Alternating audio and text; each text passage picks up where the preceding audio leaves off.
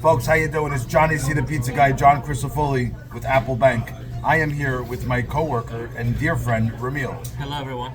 Ramil, I'm so happy that you introduced Johnny C to my first kosher pizza in Boro Park. And I know my kosher pizza. Amnon's Pizza, one of the best places to be. So how long have they been here? Do you know offhand? Probably 20 plus years, and they're passing it to second generation.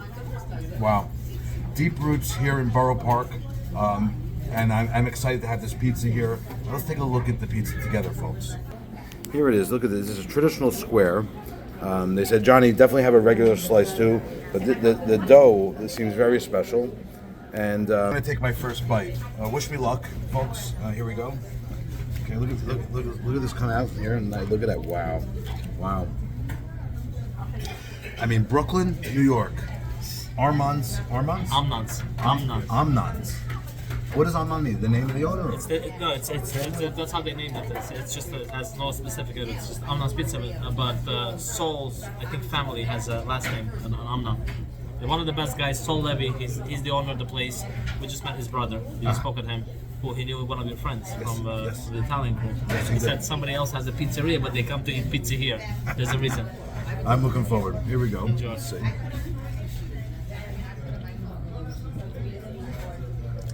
It's really Wow. fresh, easy.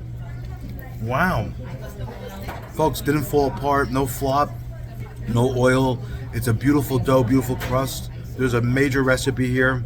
Ramil, you know your pizza.